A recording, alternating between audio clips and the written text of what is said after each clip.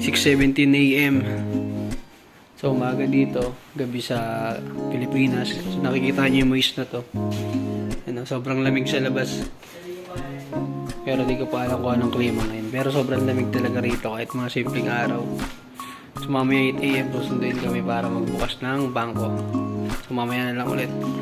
So nagsama-sama na kami para pumunta sa opisina. Papunta na kami sa opisina. Actually kala namin malayo pero nasa likod bahay lang pala namin. So kasama ko ngayon yung bagong tropa ko, si Kyle at si brother Roberto. After namin gumawa ng bank account, nagkaroon ako ng problema. Nagka-problema pa yung ATM ko. Lahat na information ko sa ATM hindi talaga gumagana. Ilang beses na nila tinry pero ayaw pa talaga mag-proceed. Bumalik na muna kami sa staff house para kumain.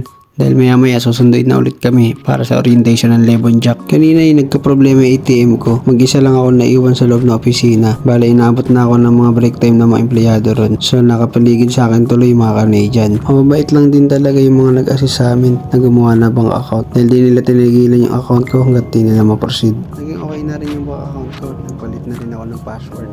Nakabalik na kami sa opisina. Kinuha ko yung bag ko dahil nakalimutan ko. So ito nga pala yung opisina ng Lebon Jack. Sa harap nito yung staff house na tinutuluyan namin ngayon. After namin gumawa ng bank account at mag-orientation, nakakain na din kami. So magagala naman kami ngayon dito sa lugar namin. Yung bus pala rito, parang ambulance. Pagka duman, kailangan stop ka. Puro Tim Horton dito. Kasi hindi kayo bibili sa Dalurama kung pumunta tayo doon. Ano ba meron sa Dalurama? Ukay? May ukay ba rin, ma'am? Parang ano yun eh. Yun yung mga murahing bilihin.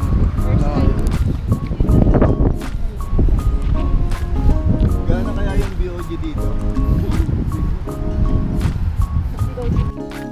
Mga mura ba dito, ma'am? O mapapamura ka sa price?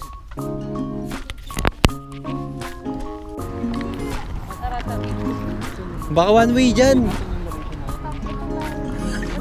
One way yung tao na maglakad mo. Naligaw na kami.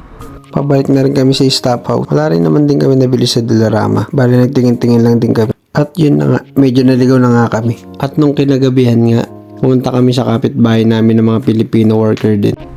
Gantong damit goods lang, no? Pero mga na-own, ay hindi, nakapag-adjust na siguro kahit pa paano yung katawan natin. Oo.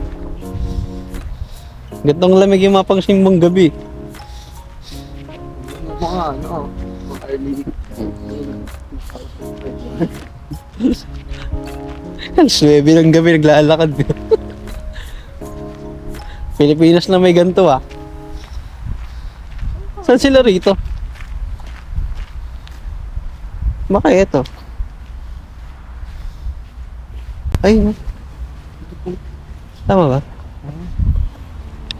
Ngayon na si Bay. Kain ba? O sila nga.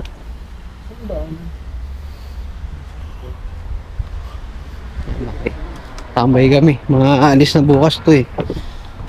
Nakasan trip namin dalawa oh.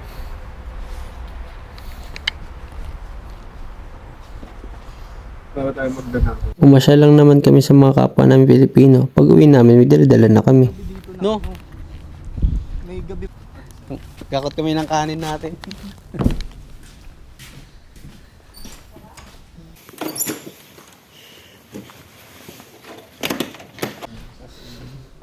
Oh. May ambag na kami oh. So lahat pala ng gamit dyan at mga pagkain sa loob ay libre gamitin at libre kainin. Kung ano yung nakalagay dyan sa rep para sa amin lahat yan.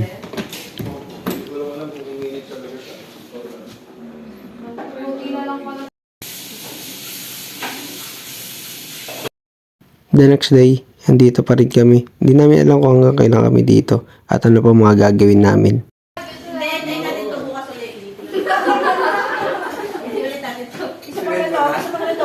Pagkatapos namin kumain, wala kami magawa ngayon kaya nanood na lang ako ng YouTube. May napanood na akong pasyalan na malapit lang pala dito sa staff house. So naisip ko, what if kung puntahan kaya namin to? Taas! Madam pala yan, Himalayan Falls.